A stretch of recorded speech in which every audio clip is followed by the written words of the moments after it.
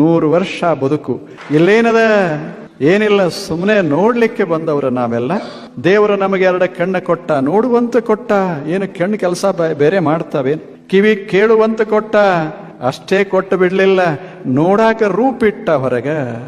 ಏನು 1 ರೂಪ, 2 ರೂಪ, 1000, ಲಕ್ಷ, ಕೋಟಿ ಜೀವನದ ತುಂಬ ನೋಡ್ತಿದ್ದರೂ ಸಹಿತ ಕಣ್ಣು ಮುಚ್ಚಬೇಕು ಅನಿಸೋದಿಲ್ಲ. ಅಷ್ಟು ವೈವಿಧ್ಯತಾ ಜಗತ್ತಿನೊಳಗ.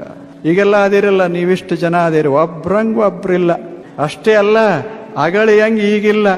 ಈಗೇನು ಮೊದಲು ಗಂಭೀರವಾಗಿ ಕೂತಿದ್ರಲ್ಲ, ಈಗಿಲ್ಲ, ಮುಖದ ಮೇಲೆ ಬ್ಯಾರೆ ಆಗ್ಯದ. ಈಗ ಇನ್ನೊಂದು 10 ನಿಮಿಷಕ್ಕೆ ಮತ್ತೇನಾಗ್ತದೆ ಹೇಳಲಿಕ್ಕೂ ಬರೋದಿಲ್ಲ. ಇಂಥ ಜಗತ್ತು ಹಿಂಗದೆ ಅಂತ ತಿಳ್ಕೊಂಡು ನಕ್ಕೋತ ಬದುಕಬೇಕು ಮನುಷ್ಯ. ಬಹಳ ಗಂಭೀರ, ಸೀರಿಯಸ್ ಆಗಬಾರದು. ಯಾಕೆ? ನಾವು ಬದುಕಿದ್ದು ಯಾವುದರೇ ಜಗತ್ತಿನೊಳಗಲ್ಲ, ಭಗವಂತನ ಜಗತ್ತಿನಲ್ಲಿ ಬದುಕ್ತೇವೆ ಅಂದ ಬಳಿಕ ಸೀರಿಯಸ್ ಯಾಕಾಗೋದಿಲ್ಲ? ಮಸ್ತಾಗಿರಬೇಕು ಮನುಷ್ಯ. ಯಾವ ಕಟ್ಟ ನಿಟ್ಟುಗಳು ಇದ್ರೂ ಕೂಡ ದೇಹಕ್ಕೆ, ಮನಸ್ಸಿಗೆ ಕಟ್ಟುಗಳು, ಆತ್ಮಕ್ಕೆ ಯಾವ ಕಟ್ಟ ಇದೆ? ನಾನನ್ನೋದೇ ಇರೋದಿಲ್ಲ.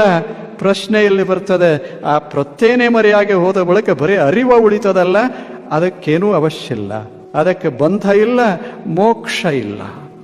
ಅಂಥ ಒಂದು ದೃಷ್ಟಿಕೋನ ಬಂತು ಅಂದ್ರೆ, ಕಣ್ಣು ತೆರೆದು ಈ ಜಗತ್ತನ್ನು ನೋಡಿದರೆ ಜಗತ್ತೇನು ಆ ಸತ್ಯದ ಒಂದು ಸಾಕಾರ ರೂಪ ಇದೆಲ್ಲ. Download ShareChat.